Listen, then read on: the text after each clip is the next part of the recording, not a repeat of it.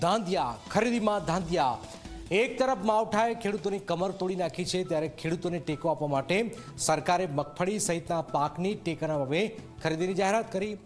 9 નવેમ્બરથી ટેકાના ભાવે ખરીદીની શરૂઆત થાય છે, ત્યારે ખરીદી શરૂ થયાના બે દિવસ બાદ પણ રજીસ્ટ્રેશન કરાવનાર રાજકોટના ધોરાજીના 10,000થી પણ વધુ ખેડૂતો ટેકાના ભાવે મગફળી વેચવા માટે હવાતિયા મારી રહ્યા છે।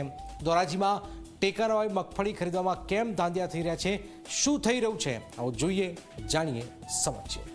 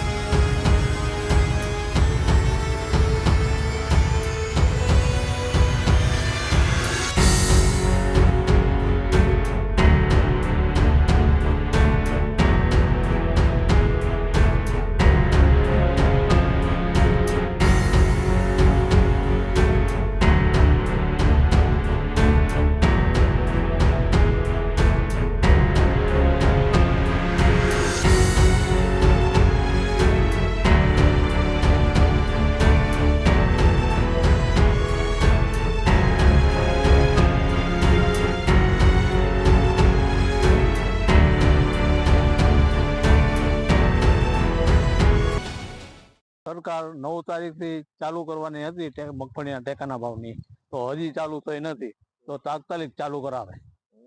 ખેડૂતોમાં તો બહુ જ રોષ છે અને સહાયની જલ્દી સહાય આપી છે। સરકારે 9 નવેમ્બરે ટેકાના ભાવે મગફળી સહિતના પાકની ખરીદીની જાહેરાત કરતા ધોરાજીના 10,700 જેટલા ખેડૂતોએ પોતાની બચી ગયેલી મગફળીના સારા ભાવ મળે તે આશાએ રજીસ્ટ્રેશન કરાવ્યું, પરંતુ ટેકાના ભાવે ખરીદીનો દિવસ આવતા ધોરાજીના ખેડૂતો પર બીજી આફત આવી, જેમાં ટેકનિકલ ખામી સર્જાતા ખરીદી શરૂ ન થઈ। પહેલા દિવસે ઓનલાઈન આઈડી પાસવર્ડ ન મળ્યા, બીજા દિવસે ગુજકો માસોલ તરફથી QR કોડ જનરેટ ન થયા। ધોરાજીમાં મગફળી ખરીદ વેચાણ કેન્દ્રના અધિકારીઓને QR કોડ ન મળતા તેઓ ખેડૂતોને મગફળી વેચવા આવવા માટેના મેસેજ કરી શક્યા નહોતા।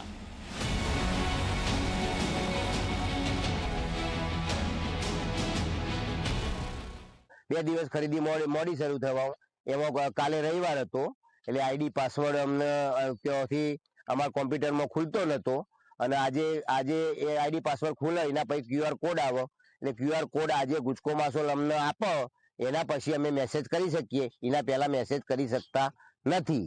એટલે મેસેજ નહીં કરી શકવાના કારણે અમે આ 2 દિવસ ખરીદી અમારી બંધ રહી છે। પહેલા માવઠાએ આવીને ખેડૂતોની મહા મહેનતે ઉગાડેલી મગફળી બગાડી, પછી જે થોડી ઘણી મગફળી બચી હતી તે ટેકાના ભાવે વેચવાની આશાએ બેઠેલા ખેડૂતો પર ટેકનિકલ ખામીની આફત આવી પડી, જેથી ખેડૂતો 2 દિવસ સુધી ટેકાના ભાવે મગફળી વેચવાથી વંચિત રહ્યા છે। ત્યારે સરકાર દ્વારા તાત્કાલિક આ સમસ્યા દૂર કરીને જલ્દીથી ટેકાના ભાવે મગફળી ખરીદીની શરૂઆત થાય તેવી માંગ જગતનો તાત કરી રહ્યો છે। દિનેશ ચંદ્રાવાડિયા, ઝી મીડિયા, ધોરાજી, રાજકોટ।